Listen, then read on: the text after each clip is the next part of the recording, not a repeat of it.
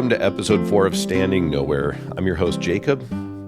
And this episode, I wanted to dive into something that I found really interesting over the last 3 years, and that is mysticism. What does that mean? For those who are not familiar with the word mysticism, it can sound like something out of a Harry Potter movie, almost like magic or something, but I assure you, it is nothing of the kind. In fact, it is the most basic thing. But before we jump into exactly what it is, I thought it would be helpful to talk about kind of what caused the idea of it to emerge. There's kind of this dance of opposites. You can't have hard without soft, or you wouldn't know what you meant by hard unless you knew what soft meant.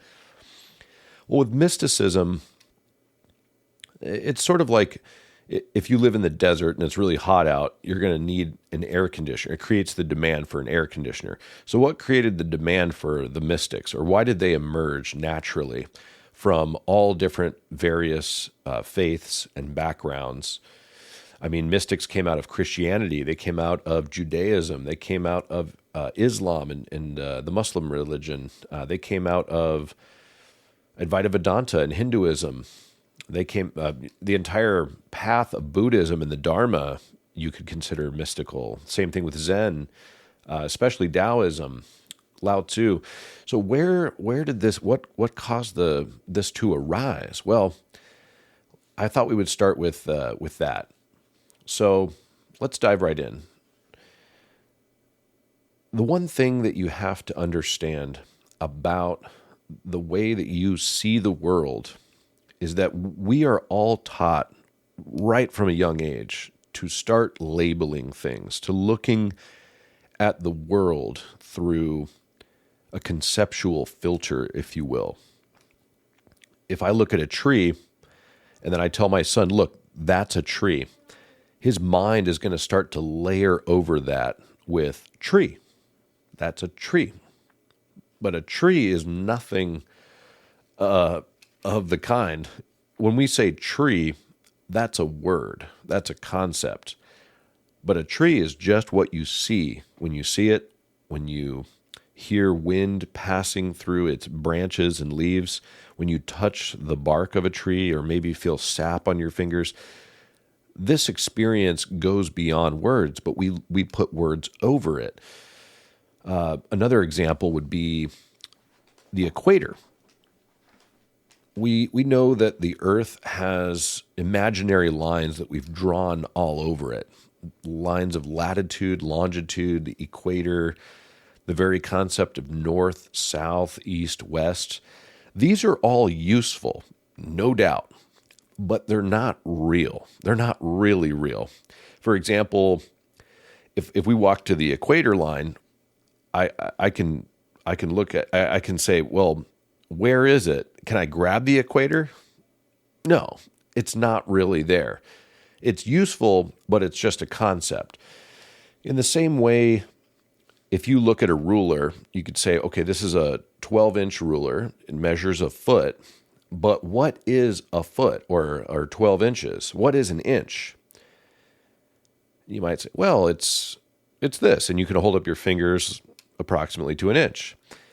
What you'll find, and this might be unsettling for some of you listening to this, but there actually is no such thing as an inch or any measurement whatsoever. Huh? How can that be? I'm looking at my ruler right now, or whatever. And follow with me here, because I'm going to take you on a little journey to look at what you already know and what you think to be real, but is not real at all. So if we all know that you can theoretically comprehend things in larger and larger scales and smaller scales to an infinite variable degree, right? So if you zoom in on an inch, you will find that there is no fixed starting point for an inch, a starting point of where this inch begins and where this inch ends. For practical purposes, we can make rulers that all, generally speaking, have the same inch measurement when we put them next to each other. And from our perspective, they look like they match. Architects can design buildings using measurements. They have to in order for them to stand. However, again, when we zoom in and zoom in and zoom in, we find that there is no fixed starting point for the beginning or the end of an inch, or any measurement for that matter. There is no limit to how small something can get. In the same way, there is no limit to how large something can get. There are no pixels in reality. Like when you zoom in, you're never going to find, okay, there's the solid edge of a pixel. There is where an inch begins. That does not exist. Astrophysicists, anyone will confirm this. All measurement essentially is an illusion. The reason I'm bringing this up is because we like to put labels on everything in life. We sort of like take the United States. There's a clearly outlined, if I say picture the U.S. in your mind, you can picture the United States, the 48 contiguous, and you can picture Alaska and the shape of it and everything like that. But you and I both know that there is actually no line in the sand that is shaped like that. It is a concept. It is a filter that we have layered over the earth, saying everything inside this imaginary line is the U.S. and everything outside of it is not the U.S. I hope that this is making sense. These concepts are useful, but fundamentally, in reality, they do not exist. They only exist in our minds. If all humans were to die overnight, what would happen to all the territories that we've drawn on the ground? You know, they would go with us, right? I mean, there'd still be maps and things like that. Now, other things that we can point out like this would be, well, let's take another concept which creates division is your political party, for example. Some people will label themselves as a Democrat, some will label as a Republican, Marxist, whatever it is. These are also labels that technically do not exist. They do point to things, yes. So it is useful as a social convention. It shouldn't be dismissed. I'm not saying all concepts and ideas are false. They just aren't really real. I hope you guys are following with me here. Like when we look at the sun, we call it the sun, but the sun doesn't call itself the sun. We just put a label on that. The word sun. Let's say that out loud a few times. You ever notice, this is also what I'm getting at. When you say a word over and over again, it loses its conceptual value in your mind, and suddenly the word will sound funny. Like in that movie Black Sheep with Chris Farley and David Spade, and some of the nitrous oxide was like leaking from the back of a cop car that they stole, and they start getting really high, and they're like, roads. That's a funny word. Roads. Keep saying any word over and over again, and it eventually loses its conceptual meaning, and you just hear the vibrations, and it sounds funny. That's when your mind sort of goes beyond the concepts. It peeks behind the curtain the veil that we've put over reality. There's a culture, the Hindus, who have a name for this veil that we've veiled reality with. And they call that Maya, or Maya, the illusion of dividing the infinite into parts. The Judeo-Christians have a tradition as well that calls it they call it the fall of man.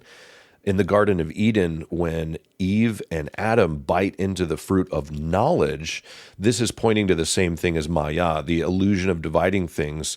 As soon as Eve bit into the apple, she became aware of the concept of herself as separate from everything else. Even the concept of yourself is a concept, and ultimately, on the ultimate fundamental reality level, is not real.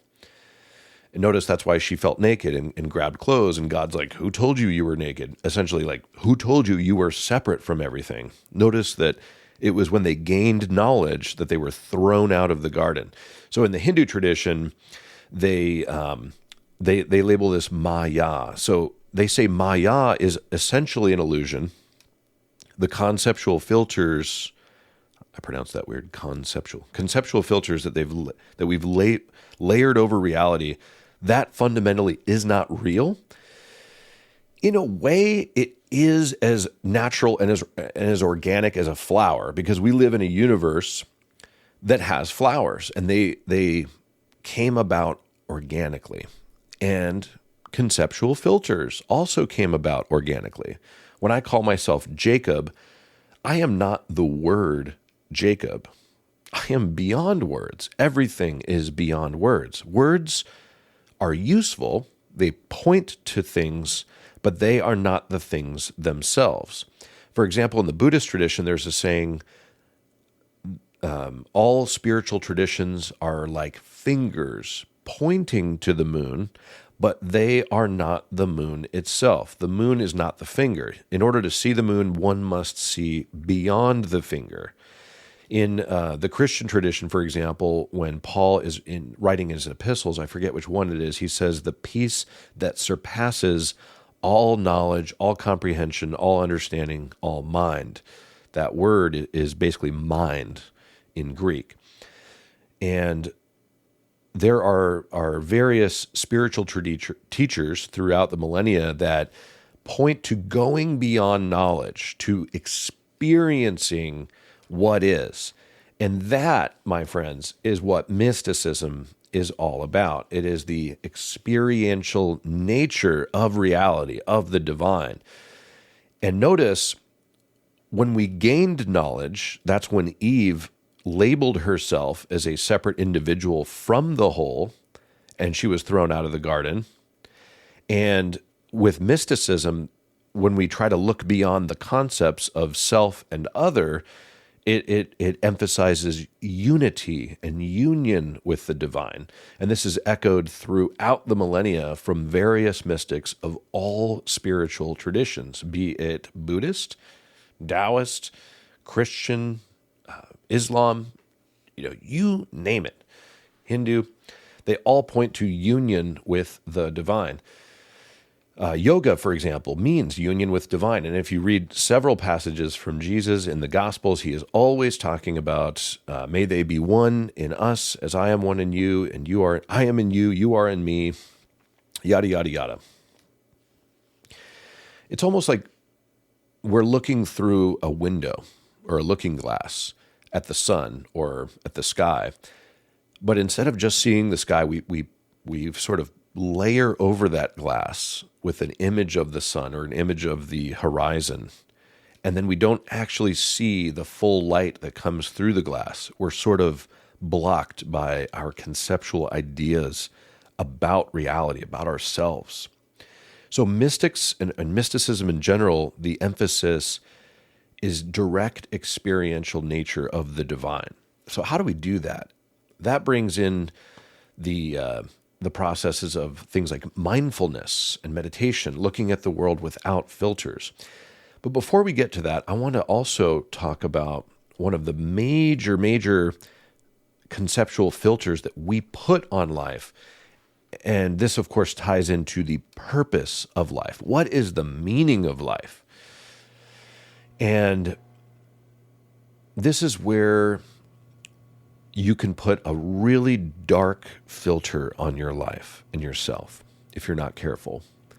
There are some who have the conceptual model that the universe is random, that all energy is blind and it's bumping into each other, and somehow out of that randomness, we popped out of it. It's a very dark way of looking at things.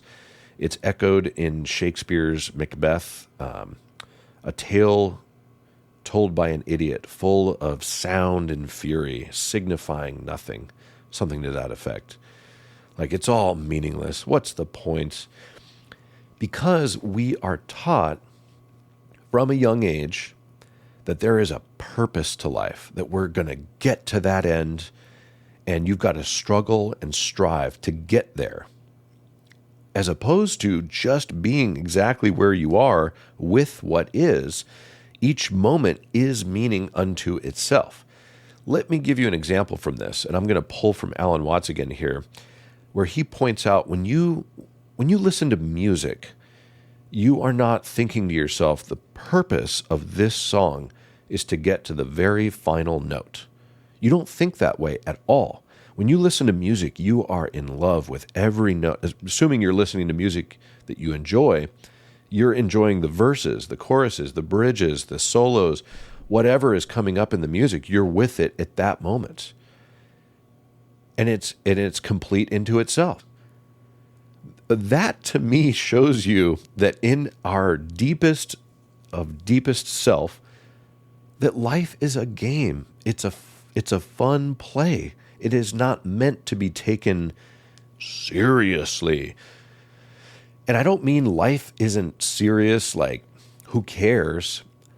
Another word, a better word, which I like again from Alan Watts when he describes how music is not for the purpose of getting to the end of the song, but he says that life isn't serious, it's something that's sincere.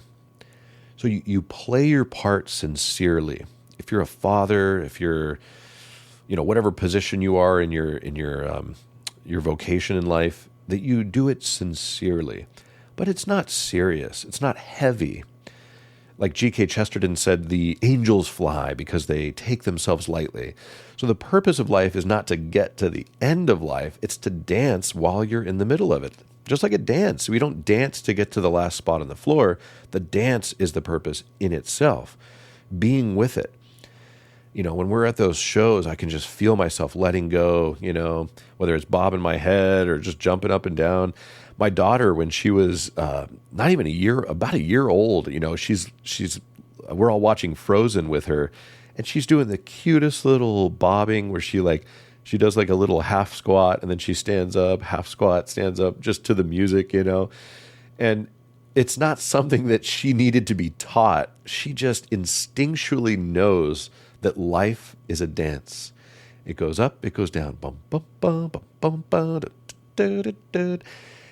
Even the sound waves that are coming at you right now from this podcast are waves that crest, and then they go down to the valley or the trough.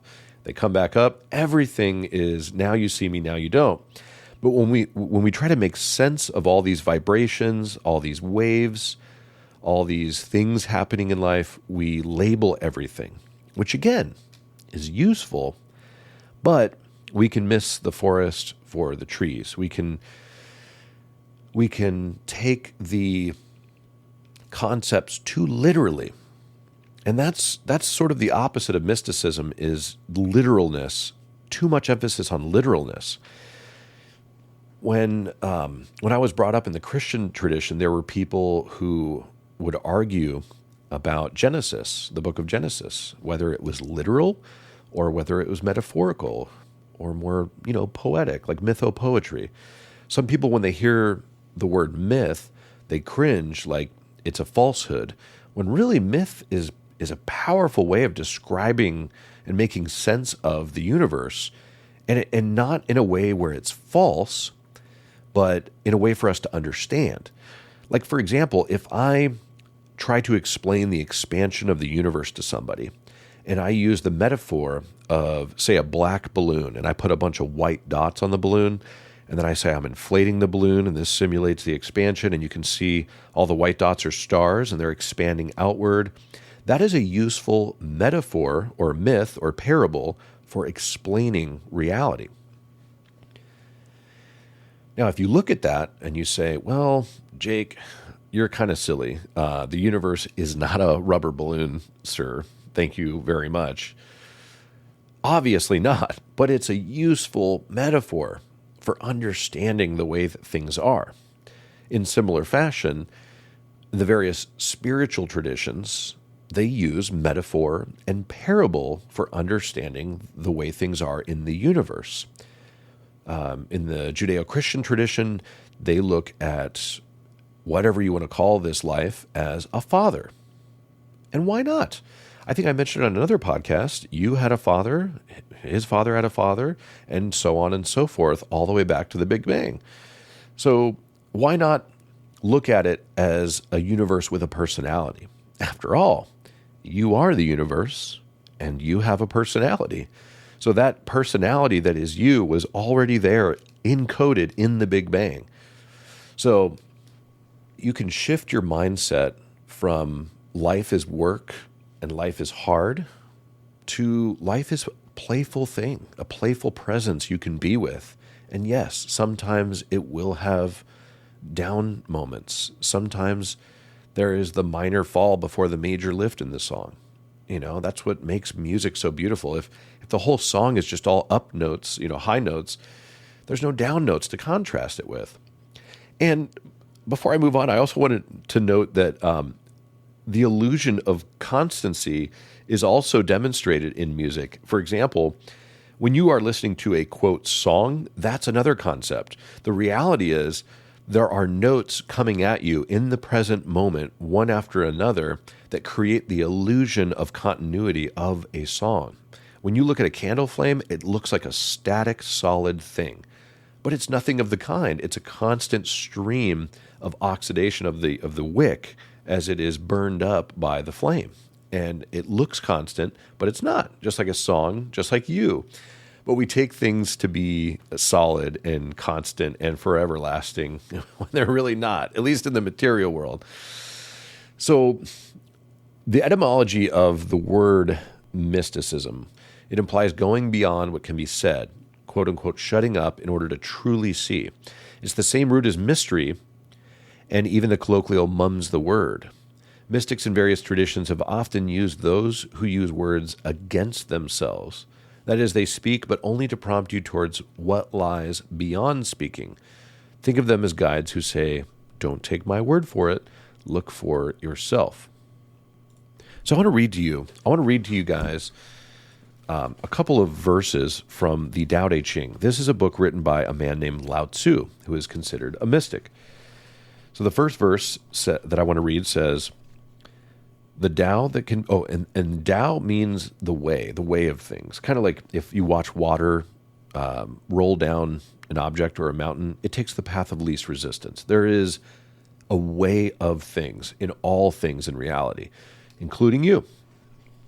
So the Tao that can be described is not the eternal Tao. The name that can be spoken is not the eternal name. The nameless is the boundary of heaven and earth. The named is the mother of creation. Freed from desire, you can see the hidden mystery. By having desire, you can only see what is visibly real. Yet mystery and reality emerge from the same source. This source is called darkness. Darkness born from darkness, the beginning of all understanding. And when it says darkness here, he's not talking about literal darkness, like scary darkness. The darkness he's talking about is that, how do I put this into words? Because it's beyond words. It's the mind when it's not thinking about anything or thinking at all in terms of concepts, labels. It's just experiencing what is. And he calls it darkness because there's really no description for it, because it goes beyond description. Description beyond description.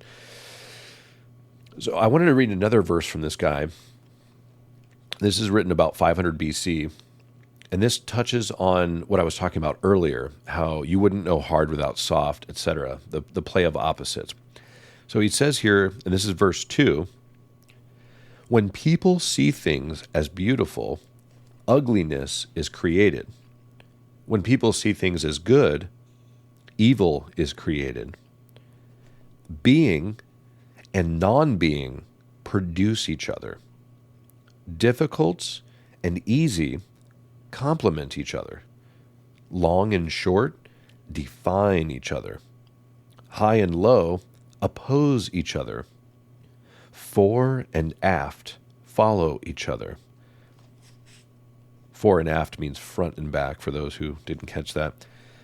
Therefore, the master can act without doing anything and teach without saying a word. Things come her way, and she does not stop them. Things leave, and she lets them go. She has without possessing, and acts without any expectations. When her work is done, she takes no credit. That is why it will last forever. And then I only want to read one more from Lao Tzu. And I'm going to read, in this segment of the episode, I'm going to read from a couple of different mystics, just so you can see how they all point to the same thing. They all say the same thing through their various traditions. Here's the other verse I wanted to read. This is verse 11. And this is really key, because this is the point of the show, essentially.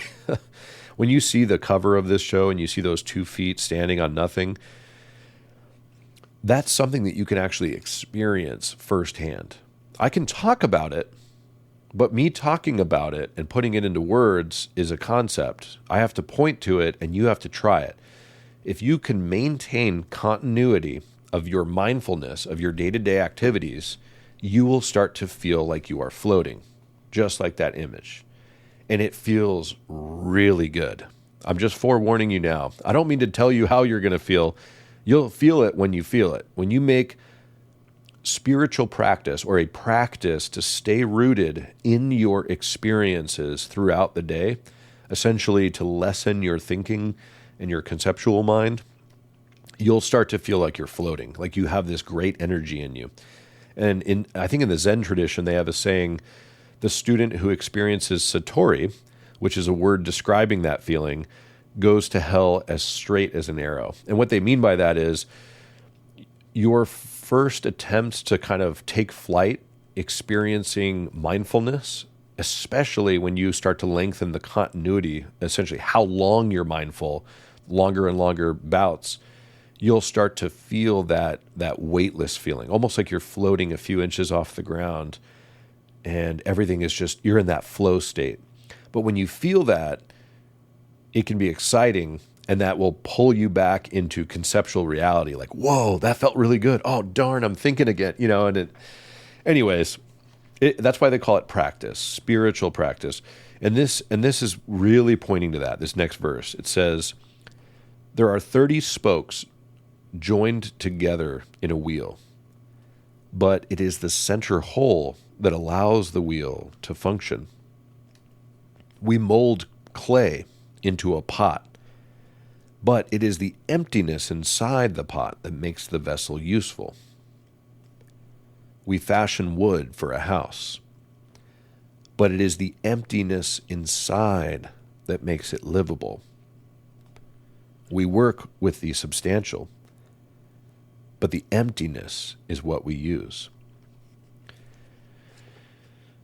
So, you see, what he's saying is, concepts are useful. The spokes on a wheel, they make the wagon move. But it is that spaciousness in the center that makes the entire wheel possible. In the same way, if you don't have that spaciousness inside of you,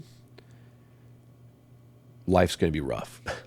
You got to work on creating that space. And the way you do that is by tethering yourself to the experiences of every single moment. Wherever you are, whatever you're experiencing right now is exactly what you need to get free. And this might seem like we're putting thoughts down or saying that thoughts are bad, and that's not what I'm trying to say. This is a countermeasure. Like I said in the beginning of the episode, I wanted to talk about what created the need for mysticism, or why mysticism naturally arose out of each spiritual tradition.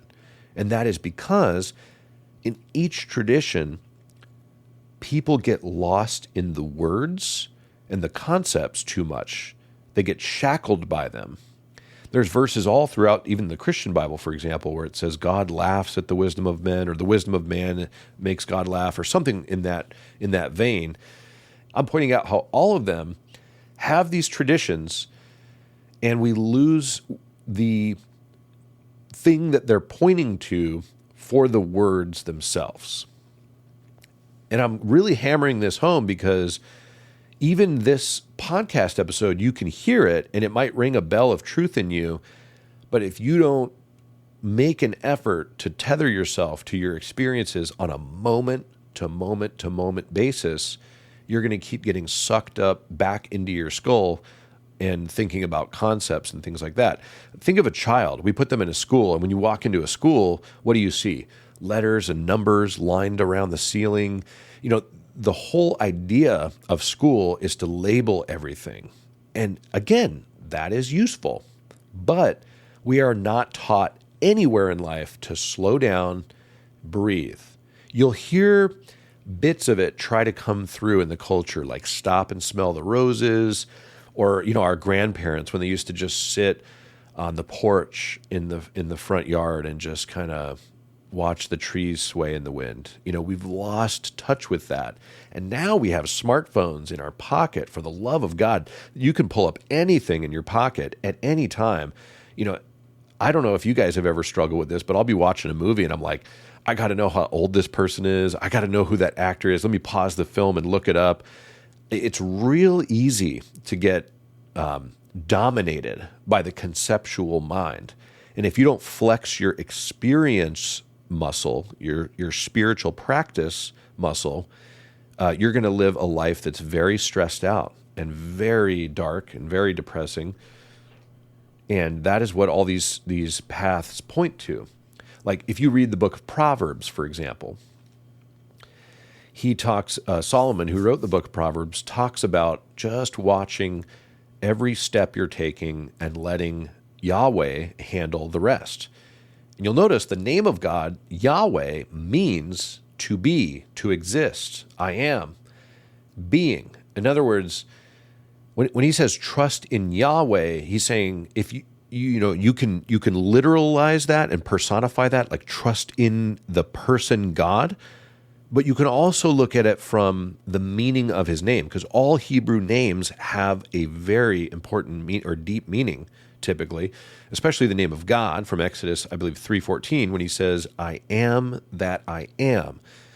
I don't think that ancient Hebrews could simply write "I am," but that's what that means.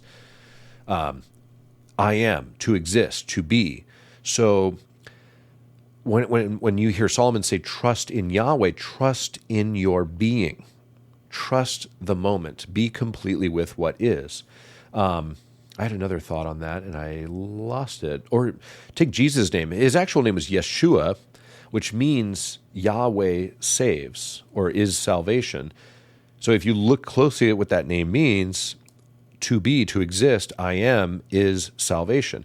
And, that's what I was going to say. Jesus, he evoked the name of God as, in Aramaic, as a way of stating this.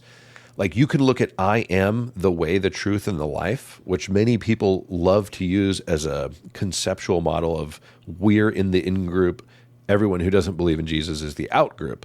But another way you can look at that is Jesus was speaking from the I am, the being in him that we all share, which he's said many times in the gospel. I am is the way, the truth, and the life. To be, to exist, to rest into your being will guide your steps, as it says in Proverbs and every other book in the Bible. And he also uses that I am statement in many other ways. Like, I am the vine, you are the branch. Being is the core vine of everyone.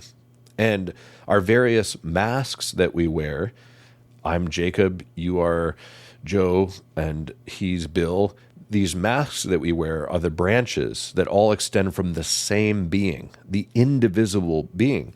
Because going back to what we said earlier, all measurement is illusory, including the idea of yourself being separate from all of everything that is. And that's one of the great things about mysticism, is the more you rest in being and your experiential nature, the more you grow the continuity of mindfulness, the more you will feel intuitively beyond words that you are absolutely one and the same with everything else that is. You are one with God. You're not separate from him. Some people might hear that and say, well, does that mean I'm God? A better way to say it would be there is only God, or whatever word you want to use for God, and that technically you exist, but just like an inch doesn't really exist. It's a useful social convention. You can consider when I say I, it's a point of view, it's a perspective. In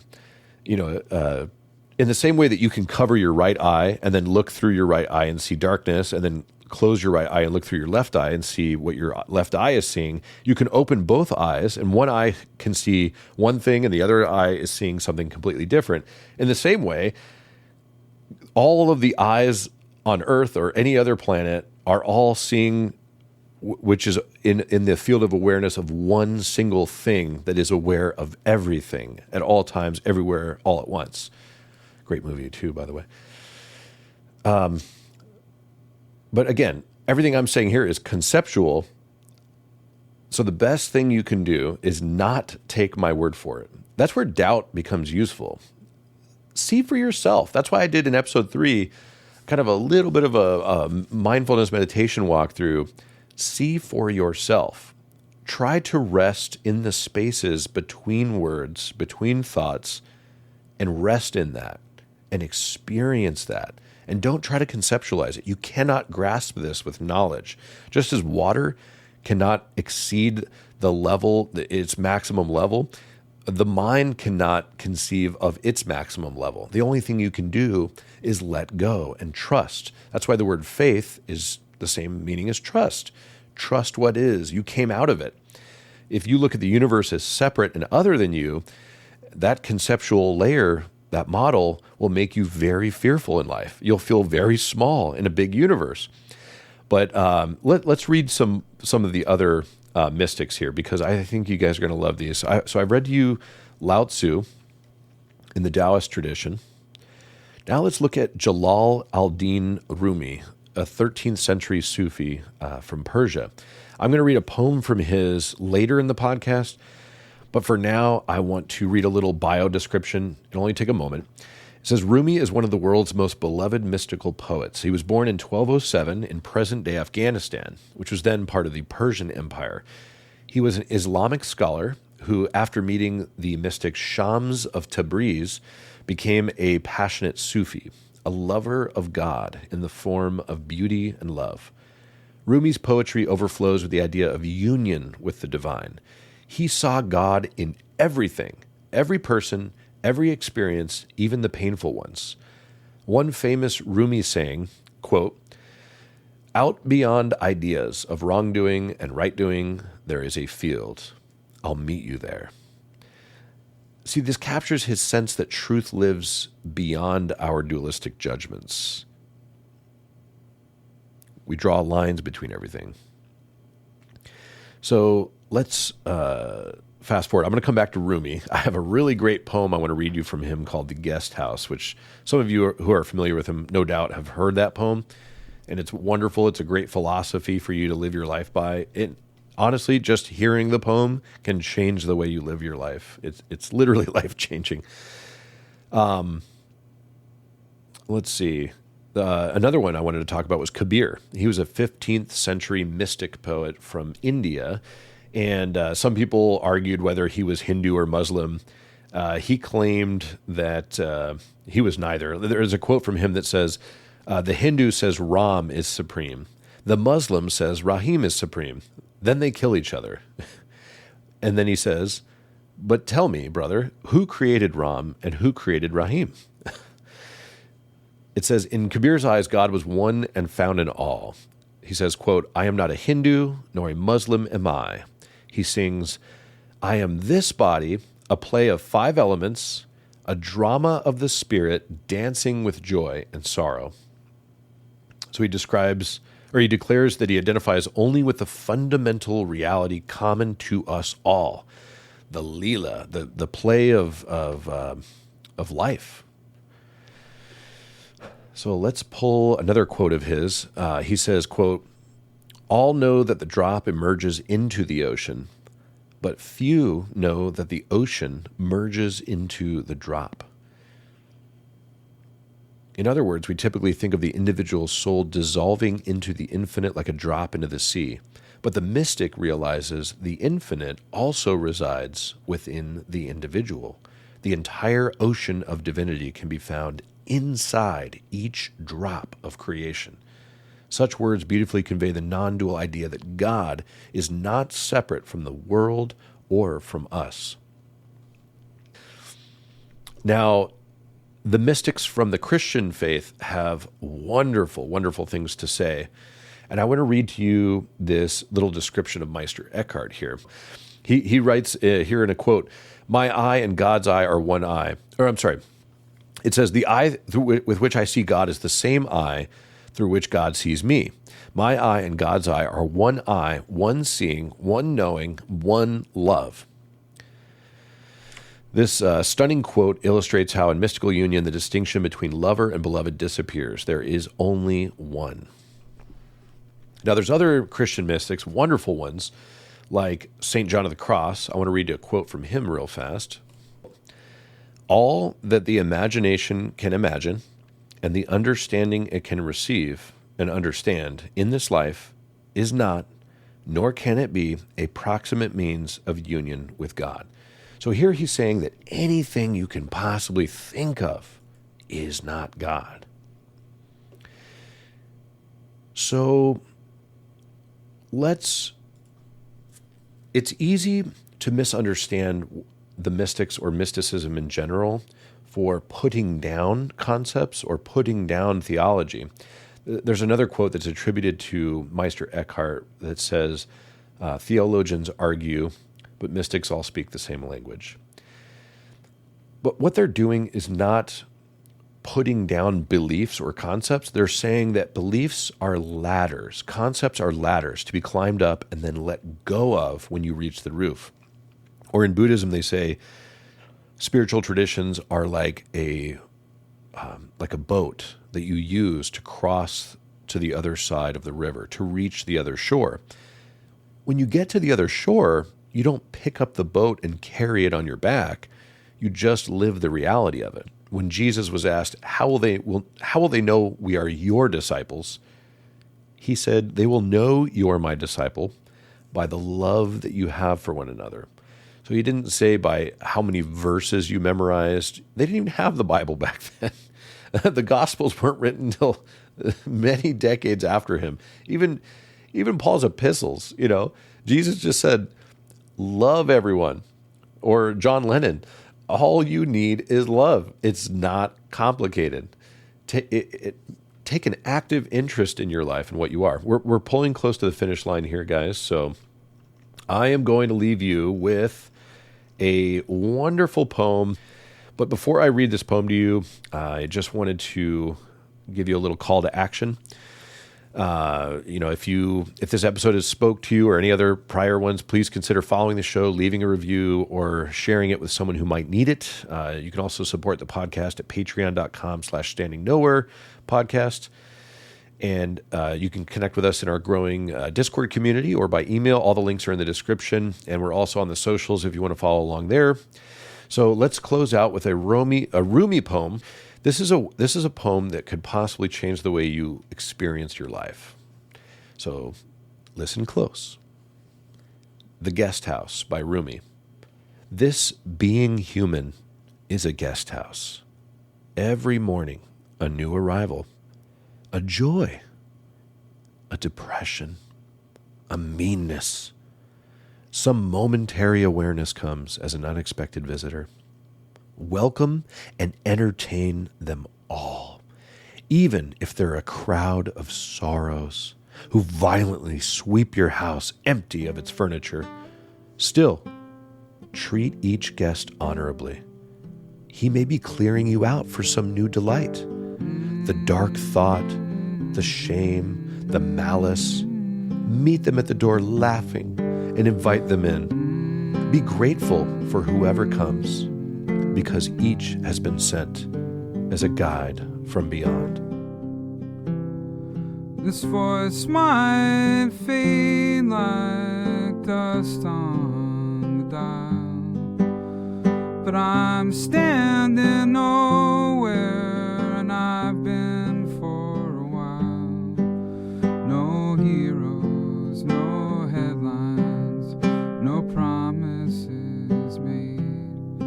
just a whisper that won't be afraid. Standing nowhere and it feels like home. No flags to wave, no need to roam. The silence speaks louder than war ever could, and I've never felt so understood. The static is kind, it leaves me alone. No orders to follow, no king on the throne. The sky's turning amber, the clock's all reset, and I haven't stopped walking just yet. Standing nowhere, wide and free. No chains, no name, no destiny. The road dissolves, the sky turns white. I'm still here, nothing